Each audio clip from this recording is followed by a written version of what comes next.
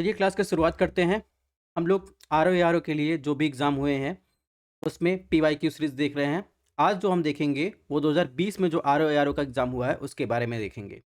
और इसमें GS paper 2 में 60 एमसीक्यू जो हिंदी के आते हैं, जनरल हिंदी के, उसको कवर करेंगे। इसके अलावा पीछे जितने भी पीवाईक्यू सीरीज़ हैं, उनको कवर कर चुके हैं। इसके बाद जो है 2021 में जो एग्ज़ाम हुआ है, बस 1 साल का हमको और सॉल्व करवाना है। तो बात करें इस एग्ज़ाम की, तो 2016 में नोटिफ़िकेशन आया था और 2016 वाला जो एग्ज़ाम हुआ था वो कैंसल हो गया था, फिर री एग्ज़ाम करवाया गया था जिसकी डेट थी 20 सितंबर 2020। ठीक है?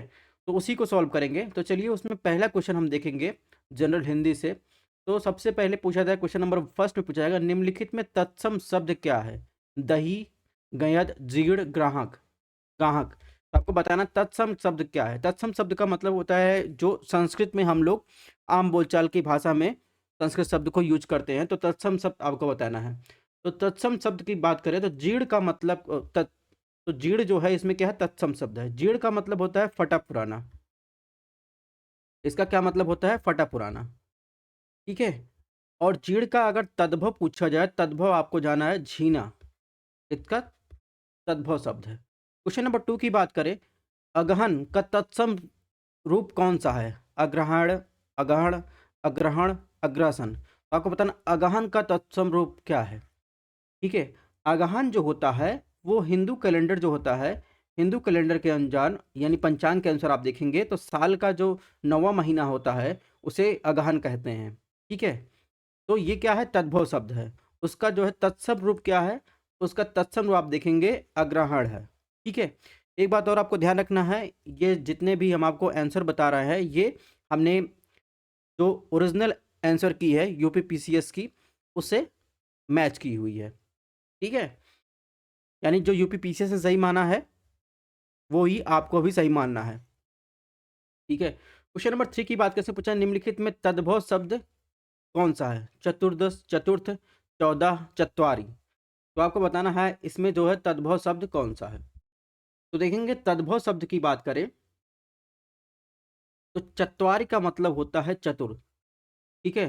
तो चत्वारी जो है एक तत्सम रूप है, लेकिन इसका तद्भव क्या हो जाएगा? तद्भव हो जाएगा चतुर। ठीक है। और इसमें जो है अगर आपको चूज़ करना हो कौन-सा तद्भव है, तो ऑप्शन सी 14 जो है ये तद्भव शब्द है। क्वेश्चन नंबर 4 की बात करें, अभ्यांतर का तद्भव शब्द क्या है? अभ्यांतर तो एक तत्सम शब्द है, उसका तद्भव पूछ रहा है। तो अंदर, भीतर, गहरा, बाहर। तो अभ्यांतर का मतलब क्या होता है? अभ्यांतर का मतलब होता है इनर एरिया, यानी जो है आंतरिक संरचना, भीतरी संरचना। तो उसका तद्भव क्या हो जाएगा? भीतर। ऑप्शन बी सही है इसमें। ठीक है। और भी और अगर पूछा जाए इसका जस्ट रिवर्स पूछा जाए, तो बाहर जो है क्या है? एक तद्भव शब्द है, उसका तत्सम क्या हो जाएगा? बाह्य हो जाएगा। ठीक है। क्वेश्चन नंबर 5 देखते हैं, 5 में क्या पूछा है? करपट का तद्भव रूप क्या है? कपट, कारपेट, कपूर, कपड़ा। तो आपको बताना है करपट का तद्भव रूप क्या है। तो चलिए बताइए करपट का जो है तद्भव रूप क्या है। तो देखेंगे करपट का मतलब होता है कपड़ा। ठीक है। तो इसमें जो तद्भव रूप होगा कपड़ा होगा। अगर आपसे कपूर का पूछा जाए, कपूर का तत्सम रूप पूछा जाए, कपूर खुद तद्भव रूप है, कपूर का तत्सम क्या होता है? कर्पूर। ठीक है। क्वेश्चन नंबर 6 की बात करें, 6 में पूछा है कि वह बहुत खाता है, इस वाक्य में बहुत शब्द किस प्रकार का विशेषण है? तो आपको ध्यान रखना है कि जैसे अगर परिमाण वाचक विशेषण आपसे पूछा है, जैसे उसमें 4 केजी, 1 मीटर, 2 किलो, थोड़ा, बहुत, कम, ज़्यादा, ऐसी बातें जब आपको पास आए, तो आपको ध्यान रखना है वो परिमाणवाचक विशेषक है। इसमें देखेंगे तो ऑप्शन डी सुमेलित है, अनिश्चित परिमाणवाचक विशेषण की विशेषता बता रहा है। ठीक है। बहुत क्या है? अनिश्चित परिमाणवाचक है। ठीक है। क्वेश्चन नंबर 7 की बात करें, इसमें पूछा निम्नलिखित वाक्यों में वह वाक्य चुनिए जिससे गुणवाचक विशेषण का प्रयोग किया गया हो। वह नटखट बालक संगीत नहीं सुन रहा है। ऑप्शन बी, वह बहुत से पक्षी सॉरी वहाँ बहुत से पक्षी उड़ रहे हैं। ऑप्शन सी, मैंने 10 मन गेहूं खरीदा। ऑप्शन डी, ऐसे आदमी लाखों में एक होते हैं। तो आपको बताना है गुणवाचक गुणवाचक विशेषण बताना है। तो गुणवाचक विशेषण की बात करें, गुणवाचक विशेषण में आप देखें किसी वस्तु या व्यक्ति के रूप में जब उसमें गुण संबंधी विशेषता बताई जाए, जैसे फॉर एग्जांपल अगर कहीं मोटा व मोटा या लंबा, ठीक है, काला, हरा, भूरा, ऐसी विशेषता यानी गुण संबंधी विशेषता बताई जाए तो वो गुणवाचक विशेषण है। तो इसमें देखेंगे वह नटखट बालक संगीत नहीं सुन रहा है, ठीक है, तो नटखट क्या है, ठीक है, उसकी विशेषण यानी गुण बताया जा रहा है, ऑप्शन ए इसमें सही है। इसके अलावा बात करें तो इसमें देखें बहुत, 10 मन, लाखों में, तो ये क्या हो जाएगा, ये परिमाणवाचक विशेषण हो जाएगा। क्वेश्चन नंबर 8 की बात करें, 8 में क्या पूछा है, सतीश चंचल बालक है, इस वाक्य में चंचल शब्द क्या है, विधेय विशेषण, गुणवाचक विशेषण, सार्वनामिक विशेषण, प्रविशेषण। तो अभी हमने बताया कि किसी भी शब्द में या किसी वाक्य में जब किसी विशेषता बताई जा रही हो यानी गुण की विशेषता बताई जा रही हो तो आपको बताना है कि वह क्या है, गुणवाचक विशेषण है, ठीक है। तो इसमें देखेंगे ऑप्शन बी सही है, चंचल जो है क्या गुण बता रहा है तो गुणवाचक विशेषण हो जाएगा, ठीक है। क्वेश्चन नंबर 9 की बात करें, इसने पूछा मानसिक विशेषण किस मूल शब्द से बना है, मान, मानस, मनस, मानिस। तो आपको बता सॉरी मनीष, तो आपको बताना है कि मानसिक विशेषण किस मूल शब्द से बना है। तो मानसिक विशेषण की बात करें तो आप देखेंगे वह मानस मूल शब्द में बना है। अगर मानस में आप एक प्रत्यय जोड़ देंगे, ठीक है, तो ये क्या हो जाएगा, मानसिक हो जाएगा, ठीक है। क्वेश्चन नंबर 10 की बात करें, चारित्रिक विशेषण शब्द मूल शब्द कौन सा है, चरित्र, चित्रण, चरित्रता, चारुत्व। तो आपको बताना है कि चारित्रिक विशेषण शब्द का मूल शब्द कौन सा है। तो इसका मूल शब्द आप देखेंगे तो इसका मूल शब्द क्या हो जाएगा, चरित्र, ठीक है, एक प्रत्यय जोड़ेंगे चारित्रिक हो जाएगा। क्वेश्चन नंबर 11 देखें, मीमांसा का सही पर्यायवाची शब्द है स्वरूप, सुविज्ञता, समालोचन, निष्क्रिय। तो आपको बताना है मीमांसा का सही पर्यायवाची शब्द क्या है। चलिए बताइए मीमांसा का सही पर्यायवाची शब्द क्या है। तो मीमांसा का मतलब होता है, मीमांसा का पर्यायवाची क्या होता है, ज्ञान होता है, ठीक है। ज्ञान के अलावा आप देखेंगे तो बुद्धि हो जाएगा, और इसके अलावा आप देखेंगे तो आलोचना हो जाएगी, और इसके अलावा समालोचना, इन सबको आप नोट करते चलिएगा, ठीक है। और इत्यादि जो है आप देखेंगे इसमें शामिल, तो कुल मिलाकर मीमांसा का जो पर्यायवाची है समालोचन होगा, ठीक है। तो इसमें ऑप्शन सी सही है। क्वेश्चन नंबर 12 में क्या पूछा है, बिजली का पर्यायवाची शब्द है चमक, प्रकाश, सौदामनी, इनमें से कोई नहीं। तो बिजली का पर्यायवाची आपको बताना है इन चारों ऑप्शन में से कौन सा सही है। तो बिजली के पर्यायवाची में देखो सौदामनी, दामिनी, शया, घनप्रिया, एरावती, ठीक है, बिजुरी, चंचला, क्षण प्रभा, चपला, इंद्रवज, धनवल्ली। तो ये सब क्या है, बिजली के पर्यायवाची, इसमें ऑप्शन बी सही हो जाएगा, सौदामनी। क्वेश्चन नंबर 13 में देखिए क्या पूछा है, निम्नलिखित में कौन सा शब्द लक्ष्मी का पर्यायवाची शब्द नहीं है, रमा, कमला, इंदिरा, भारती। तो लक्ष्मी जी आप देखते होंगे कमल पर विराजमान रहती हैं, ठीक है, तो उन्हें कमला भी कहते हैं, रमा भी कहते हैं, इंदिरा भी कहते हैं। जहाँ तक भारती की बात है तो भारती शब्द जो है वो सरस्वती जी के लिए उपयोग होता है, ठीक है, लक्ष्मी जी के लिए नहीं। सरस्वती जी के अन्य क्या शब्द उपयोग होते हैं, तो आप देखेंगे शारदा, वीणावाणी, हंसवाहिनी। तो इस प्रकार देखेंगे ऑप्शन डी इसमें सही हो जाएगा, भारती। क्वेश्चन नंबर 14 में क्या पूछा है, निम्नलिखित में कौन सा शब्द कपड़ा का पर्यायवाची पर्यायवाची शब्द नहीं है, वस्त्र, वसन, पट, वशान, वासन। तो आपको बताना है कि कपड़ा का पर्यायवाची शब्द नहीं है। तो चलिए बताइए कपड़ा का कौन सा इसमें जो है चारों में से पर्यायवाची शब्द नहीं है। तो कपड़ा में का पर्यायवाची शब्द ऑप्शन डी, वासन नहीं हो, वासन का मतलब होता है निवास करना, ठीक है, निवास, ऑप्शन डी सही है। क्वेश्चन नंबर 15 में क्या पूछा है, इसमें पूछा है निम्नलिखित में कौन सा शब्द मेघ का पर्यायवाची शब्द नहीं है, पयोधर, वारिधर, जलधर, दामोदर। यहाँ पर दामोदर होना चाहिए, ठीक है। तो आप देखेंगे मेघ का पर्यायवाची दामोदर नहीं है, ऑप्शन डी इसमें सही हो जाएगा, ठीक है। दामोदर किसका पर्यायवाची, दामोदर भगवान श्री कृष्ण का पर्यायवाची है। क्वेश्चन नंबर 16 की बात करें, 16 में क्या पूछा, आविर्भूत का सही विलोम शब्द क्या है, अनास्था, तिरोभूत, अनेकता, अनावृष्टि। तो आपको बताना आविर्भूत का सही विलोम क्या है।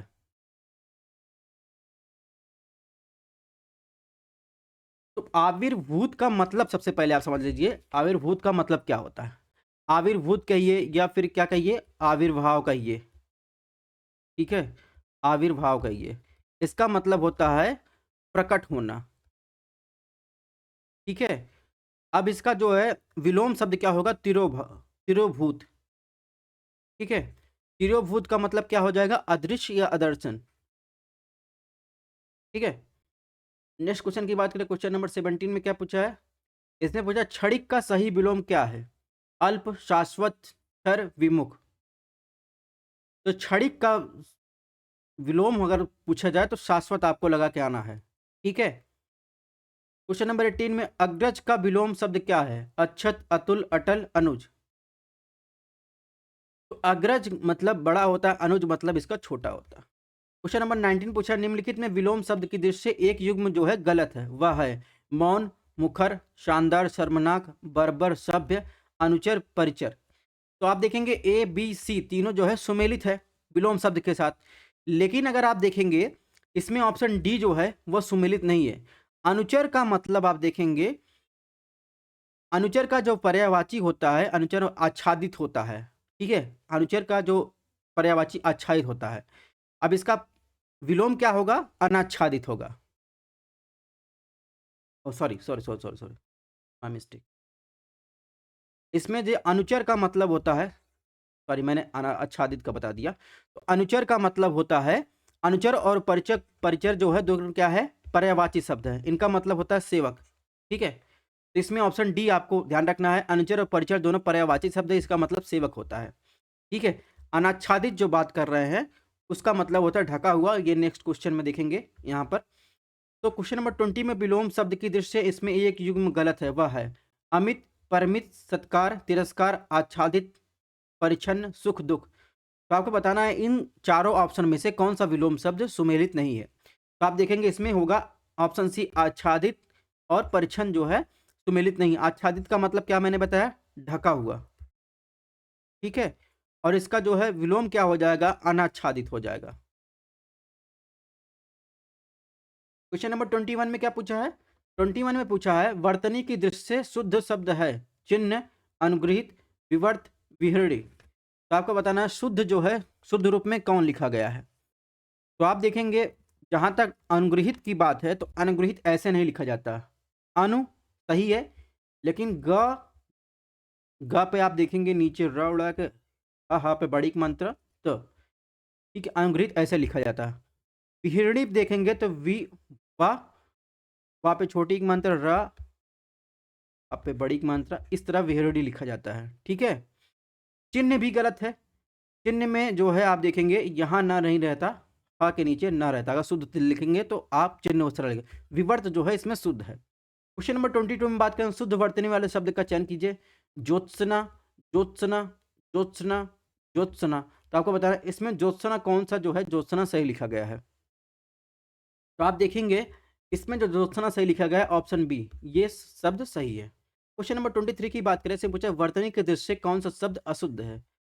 कोमलांगी, सम्मिलित, उत्कृष्टता, अनुग्रहित। तो अशुद्ध पूछा है। A B C, sorry A B D जो है सही है, शुद्ध है। उत्कृष्ट, उत्कर्षता जो है गलत है। उत्कर्षता नहीं होता, ये होता है उत्कृष्टता। ठीक है, ये होता है उत्कृष्टता। इसमें ऑप्शन सी सही हो जाएगा। क्वेश्चन नंबर 24 में क्या पूछा है? निम्नलिखित में एक शुद्ध वाक्य है, वह है प्रत्येक विद्यार्थी को चाहिए वह हिंदी की अनेक पुस्तकें पढ़े। ऑप्शन बी, हर एक विद्यार्थी को चाहिए वह हिंदी की अनेक पुस्तकें पढ़े। ऑप्शन सी, हर एक विद्यार्थी को चाहिए वह हिंदी की अनेक पुस्तकें पढ़े। तो आप देखेंगे इसमें कौन सा शुद्ध वाक्य है, तो बिना सोचे समझे आपको पता चल जाएगा कि ऑप्शन ए जो है इसमें शुद्ध है।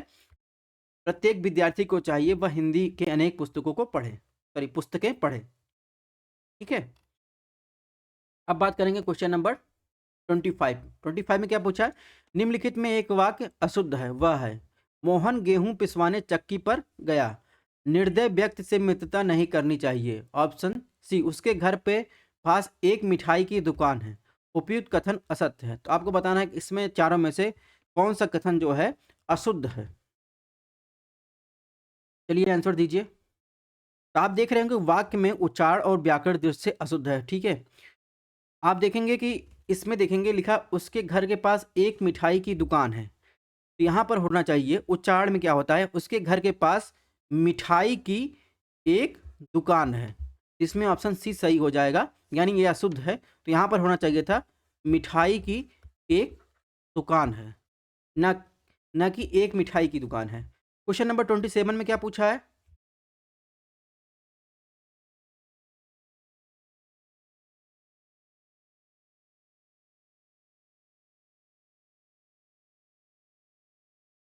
तो 27 में आप देखेंगे जिसका कोई शत्रु नहीं जन्मा है, वाक्यांश के लिए एक शब्द पूछा है, अजय, शत्रुजयी, अजात शत्रु, शत्रुविहीन।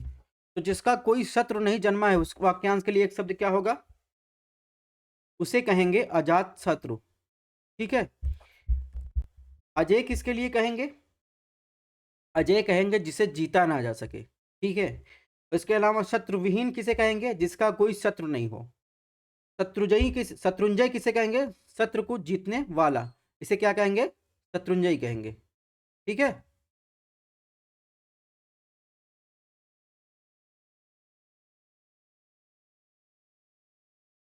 नेक्स्ट क्वेश्चन की बात करें। क्वेश्चन नंबर 27 में क्या पूछा है? खोज करने वाला इस वाक्यांश के लिए एक शब्द, अन्वेषक, अनुपम, अवंती, निवेशक। तो आपको बताना है खोज करने वाले के लिए क्या वाक्यांश के लिए एक शब्द कौन सा होना चाहिए। तो खोज करने वाले के लिए आप देखे होंगे क्या उपयोग किया जाता है? उसे अन्वेषक कहते हैं। ठीक है। अनुपम किसके लिए उपयोग किया जाता है? जिसकी उपमा ना दी जा सके उसके क्या कहते हैं? अनुपम कहते हैं। ठीक है। निवेशक किसे कहते हैं? जो धन का निवेश करे या खर्च करने वाले को क्या कहते हैं? निवेशक कहते हैं। अवंती क्या कहते हैं? अवंती का मतलब होता है परस्पर संबद्धता। ठीक है। क्वेश्चन नंबर 28 में क्या पूछा है? जिसकी ग्रीवा सुंदर हो, वाक्यांश के लिए एक शब्द, पार्थिव, सुग्रीव, सुधीर, सुनील। तो आपको बताना जिसकी ग्रीवा जो है सुंदर हो उसके वाक्यांश के लिए एक शब्द क्या है। तो आप देखेंगे जिसकी ग्रीवा सुंदर हो उसके लिए क्या यूज करते हैं? उसके लिए हम सुग्रीव यूज करते हैं। ठीक है। ऑप्शन बी इसमें सही है। क्वेश्चन नंबर 29 में क्या पूछा है? जिसका अनुभव इंद्रियों द्वारा ना हो सके उस वाक्यांश के लिए एक शब्द क्या है? जितेंद्र, ऐन्द्रिक, अत्येंद्र, इनमें से कोई नहीं। यानी जिसका अनुभव इंद्रियों द्वारा ना किया जा सके उसे क्या कहते हैं? उसे कहते हैं अतीन्द्रिय। ठीक है। जितेंद्र किसे कहते हैं? अगर यहीं जितेंद्र इस तरह लिखा रहा है तो जितेंद्र किसे कहेंगे? जितेंद्र मतलब जिसे इंद्र को जीत रखा हो। ऐन्द्रिक किसे कहेंगे? इंद्रियों पर, ये इंद्रियों संबंधित है। ठीक है। क्वेश्चन नंबर 30 की बात कैसे पूछा? वाक्यांश और उनके लिए प्रयुक्त शब्दों में निम्नलिखित में कौन सा सही युग्म है उसका चयन करना है। ऑप्शन 1 जो स्त्री अभिनय करे उसे अभिनेता। ऑप्शन बी जो व्याकरण जानता हो उसे व्याकरणिक। ऑप्शन सी आंखों से परे प्रत्यक्ष। ऑप्शन डी लौट कर आया हुआ उसे प्रत्यागत। तो आपको बताना है इसमें जो है कौन सा सही युग्म सुमेलित है। तो सबसे पहले ऑप्शन ए देखेंगे, उसे गलत ही है क्योंकि जो स्त्री अभिनय करती है उसे अभिनेता नहीं, उसे अभिनेत्री कहते हैं। ठीक है। जो व्याकरण जानता हो उसे क्या कहते हैं? उसे व्याकरण कहते हैं। आंखों से परे, तो आंखों के सामने होगा तो उसे प्रत्यक्ष कहेंगे। आंखों से परे हो गया यानी ओझल हो गया, उसे क्या कहते हैं? परोक्ष कहते हैं। लौट कर आया हुआ उसे प्रत्यागत कहते हैं। इसमें ऑप्शन डी सही है। क्वेश्चन नंबर 31 में क्या पूछा है? परिवा का तत्सम रूप है परवा, परेवा, प्रतिपदा, परिवा। तो आपको बताना है परिवा का तत्सम रूप क्या है। तो परिवा का तत्सम रूप आप देखेंगे प्रतिपदा होगा। यानी परिवा का मतलब होता है पक्ष की जो है पहली तिथि। हिंदू पंचांग के अनुसार देखेंगे तो जो पक्ष होता है शुक्ल पक्ष या कुछ भी कहें, उस हिंदू पंचांग उसके पहली तिथि जो होती है उसे परिवा या प्रतिपदा कहते हैं। इसमें ऑप्शन सी सही है। क्वेश्चन नंबर 32 में क्या पूछा है? निम्नलिखित में से तत्सम शब्द है उछा, उजला, उल्लू, ओष्ठ। तो आप देखेंगे तत्सम शब्द सीधे आपको दिख रहा होगा ओष्ठ है। ठीक है। तो इसमें ऑप्शन डी सही हो जाएगा। क्वेश्चन नंबर 33 में क्या पूछा है? निम्नलिखित में तत्सम तद्भव का संगत युग्म यानी सही जो सुमेलित है उसको आपको बताना है। खरपट, ठीक है, खोपड़ी का जो है तत्सम मिला खरपट, सुक्त, सत्य, पर्यक, पलंग, घोटक, घड़ा। तो आप देखेंगे जो खोपड़ी का तत्सम रूप होता है वो होता है खरपर होता है, खरपट नहीं होता है। तो यहाँ पर रा होना चाहिए, तो ये सुमेलित नहीं है। सत्य का तत्सम रूप जो है क्या होगा? सॉरी, सत्य का तत्सम तद्भव क्या होगा? होगा सच। ठीक है। सत्य क्या है? तत्सम है, इसका तद्भव सच होगा। ठीक है। घड़ा का जो है तत्सम क्या होगा? घटा।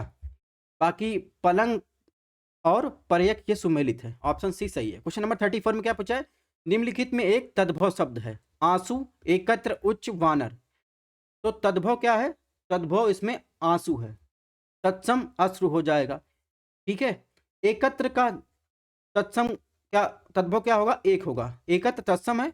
उच्च भी आप देखेंगे जब ये भी तत्सम है, इसका ऊंचा हो जाएगा। वानर क्या है? ये भी तत्सम है, इसका तद्भव क्या हो जाएगा? बंदर हो जाएगा। ठीक है। क्वेश्चन नंबर 35 में क्या पूछा है? कपित का तद्भव शब्द क्या है? कपूर, केला, कैथा, खजूर। तो आप देखेंगे कपित जो है हम जो है बंदरों के लिए यूज करते हैं। ठीक है। लेकिन आप देखेंगे यहाँ पर जो है कपित का तद्भव, कपित एक तत्सम शब्द है और इसका जो तद्भव होगा कैथा। कैथा क्या है? कैथा आप देखेंगे एक पेड़ है, जिसे जो है अगर बात करें इंग्लिश में क्या कहते हैं? वुड एप्पल कहते हैं कपित को या कैथा को। क्या कहते हैं? वुड एप्पल या मंकी फ्रूट कहते हैं। ठीक है। तो इस प्रकार इसमें ऑप्शन बी सही हो जाएगा। कपूर की बात करें, कपूर का जो है ये तद्भव है, तत्सम क्या होगा? कर्पूर। केला, केला का तत्सम क्या होगा? तो केला का तत्सम हो जाएगा कदली। खजूर का जो है आप देखेंगे तो खजूर का तत्सम तद्भव दोनों समान रहता है, खजूर हो जाएगा। इसके अलावा अगर आपसे पूछा है हल्दी का तो हरिद्रा, ग्वाल का, ठीक है, गोपालक हो जाएगा। तो ये सब भी आपको याद रखना। क्वेश्चन नंबर 36 में क्या पूछा है? 36 में पूछा है कि निम्नलिखित शब्दों में कौन सा शब्द गुणवाचक विशेषण है?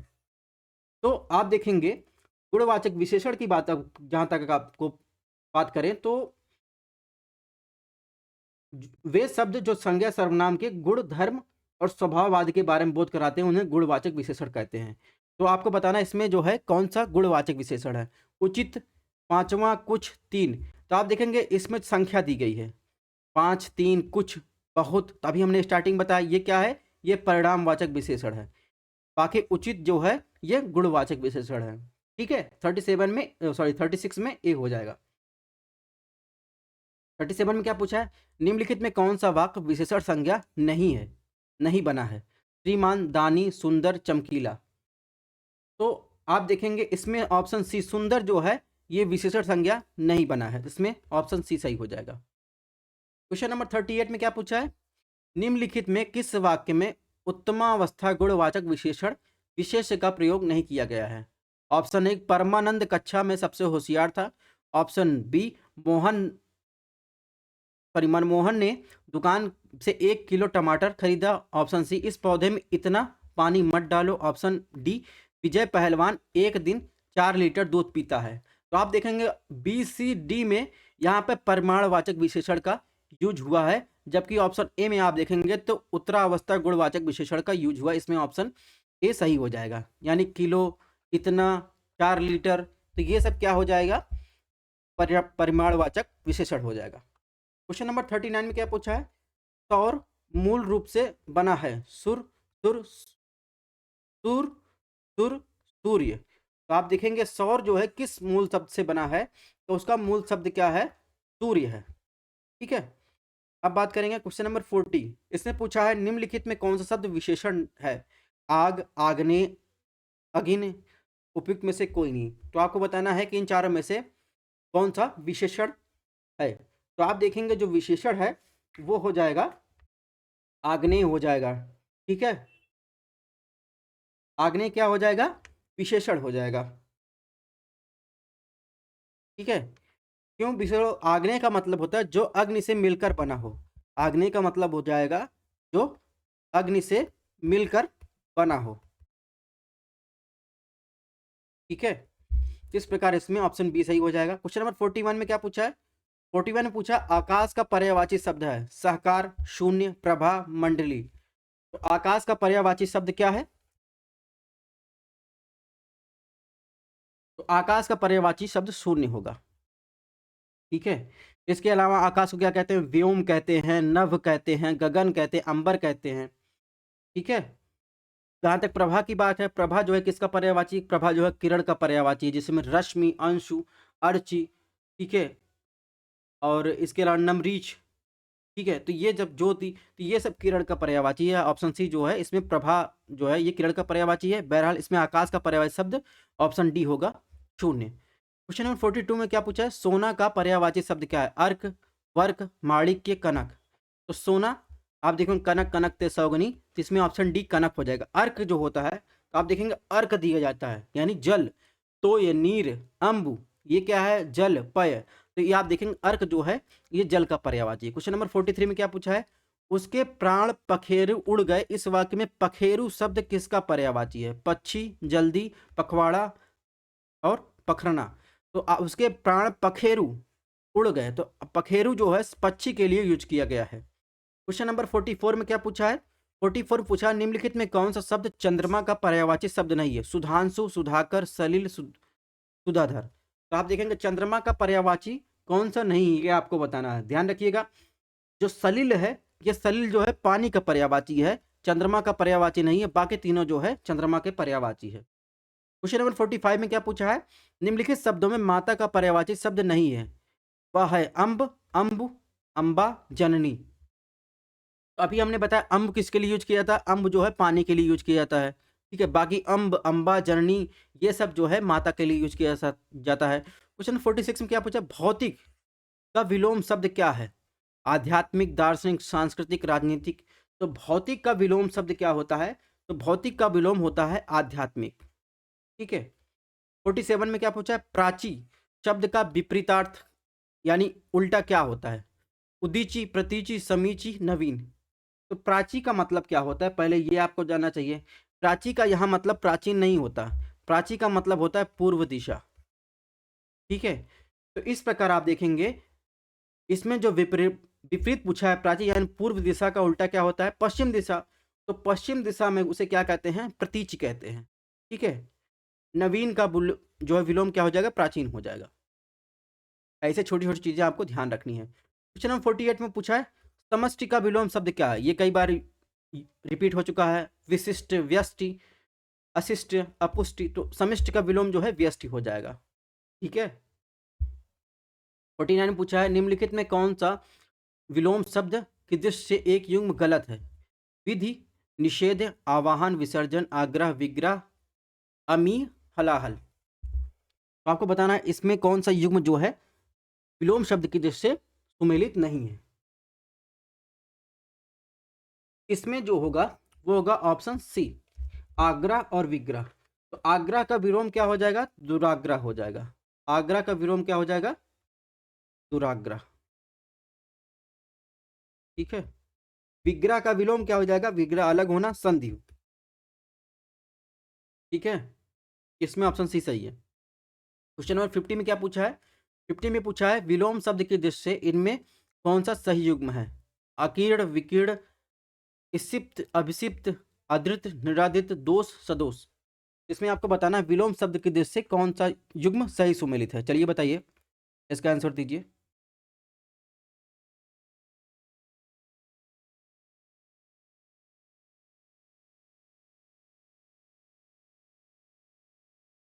तो विलोम शब्द की दृष्टि से आपको बताना है इसमें कौन सा सही सुमेलित है। तो आप देखेंगे इसमें ऑप्शन सी जो है सही सुमेलित है। आदित्य का विलोम क्या होगा? निरादित होगा। आदित्य का मतलब होता है आदर प्राप्त करना। आदित्य का अर्थ क्या होता है? आदर प्राप्त करना। ठीक है, इसका विलोम निरादित हो जाएगा। और दोष का विलोम क्या होगा? दोष का विलोम गुण हो जाएगा। विकीर्ण का विलोम एकत्र हो जाएगा। 51 की बात करें, शुद्ध वर्तनी वाला शब्द का चयन करना है आपको। तो शुद्ध वर्तनी वाला शब्द का चयन करना है। ऑप्शन एक, दैदीप्यमान, देदीप्यमान, दैदीप्यमान, देदीप्यमान। तो आपको बताना है कि इसमें जो है कौन सा शुद्ध रूप में लिखा गया है।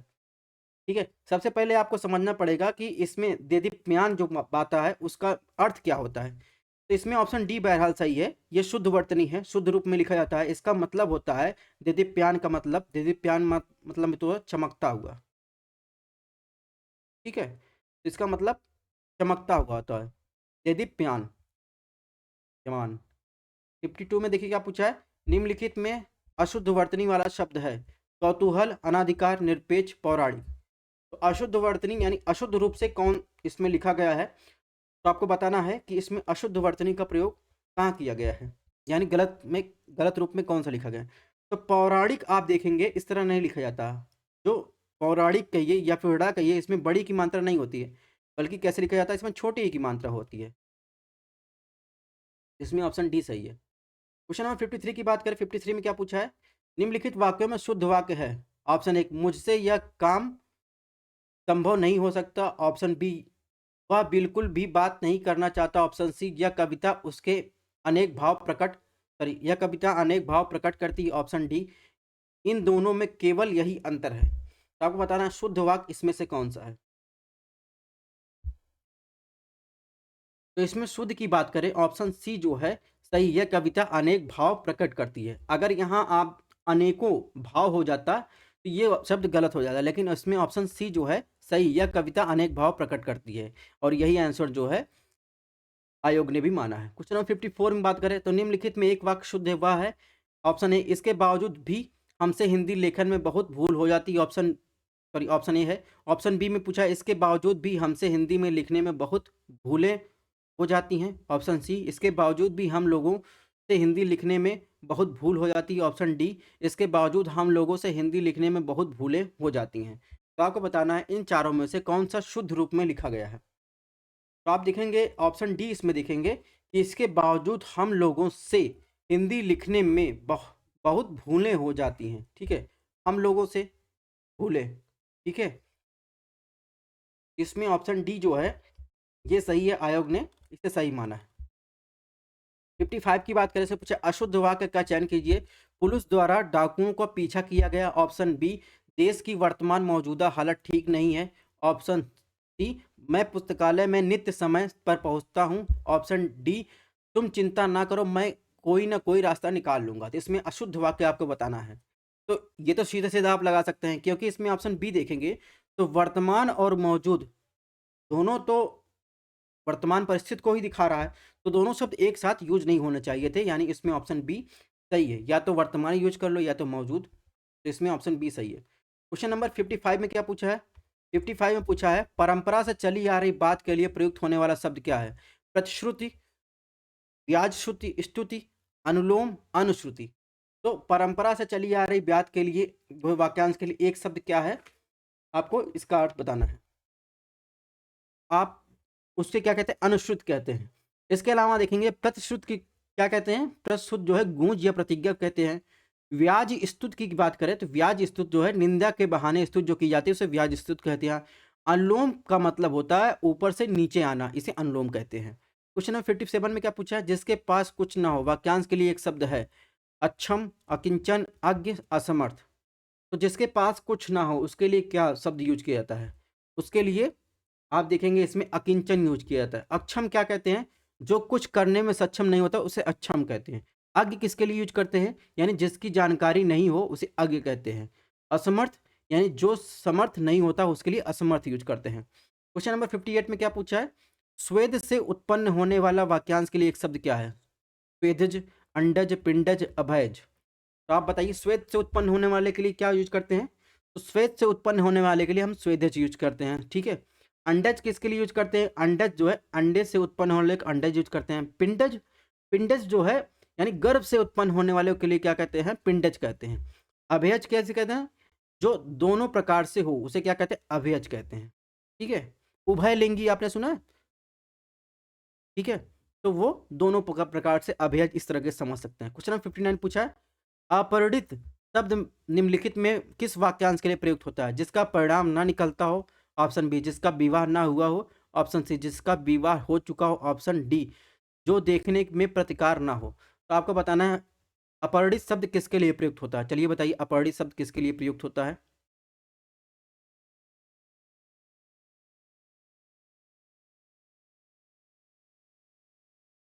तो अपरिणित शब्द हो वो जिसका विवाह ना हुआ हो उसके लिए प्रयोग होता है। और इसके अलावा अगर बात करें तो इसमें आप देखेंगे जिसका परिणाम ना निकलता हो उसके लिए क्या यूज करते हैं? अनिर्णायक। ठीक है, इसमें आपको कुछ कंफ्यूजन रहेगी उसको हम दूर कर देते हैं। अनिर्णायक जैसे अगर कोई युद्ध हो रहा हो और जिसका कोई परिणाम ना निकल रहा हो उसके लिए क्या यूज करते, उसके लिए हम क्या कहते हैं? अनिर्णायक युद्ध कहते हैं। वैसे ही जिसका परिणाम ना निकलता हो, ठीक है, उसके लिए अनिर्णायक यूज करते हैं। इसको और तरीके से समझ लिख सकते हैं, यानी जिसका कोई निवारण अथवा हल ना निकले, इसका मतलब क्या होता है? उसे करना आवश्यक, उसे अनिवार्य कहते हैं। ठीक है। फॉर एग्जाम्पल बात करें, जिसका हल संभव ना हो उसे असंभव कहते हैं। वैसे ही ठीक है, जिसका परिणाम ना निकले उसे अनिर्णायक कहते हैं। क्लियर हो गया होगा। जिसका विवाह हो चुका हो उसके लिए क्या यूज करते हैं? विवाहित। जिससे देखने में प्रतिकार ना हो उसके लिए क्या यूज करते हैं? अप्रतिकार। ठीक है। लास्ट क्वेश्चन की बात करें। लास्ट क्वेश्चन पूछा है, निम्नलिखित में किस वाक्यांश के लिए एक शब्द दुर्निवार प्रयुक्त होता है? जिसे दूर करना कठिन हो, ऑप्शन बी जिस पर वार करना कठिन हो, ऑप्शन सी जिसे देख पाना कठिन हो, ऑप्शन डी जिससे जीत पाना कठिन हो। तो दुर्निवार आपको बताना है किसके लिए प्रयुक्त होता है। चलिए बताइए किसके लिए प्रयुक्त होता है।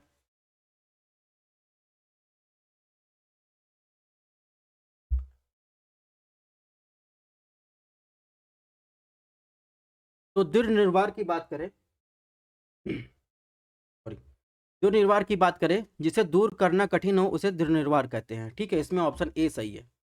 तो इस प्रकार हमने 60 क्वेश्चन जो है कर लिए। ठीक है, 2020 में एग्जाम हुए थे। इसका पीडीएफ आपको अगर चाहिए क्वेश्चन पेपर का, तो हमारे Telegram channel study on IAS में मिलेगा। आपको लिंक दी गई है, आप वहां से डाउनलोड कर सकते हैं। जीएस पेपर का भी लेक्चर इस साल का यानी 2020 का जल्दी अपलोड हो जाएगा। ठीक है, मिलते हैं नेक्स्ट लेक्चर में। तब तक आप लोग अपना हेल्थ का ध्यान रखिएगा।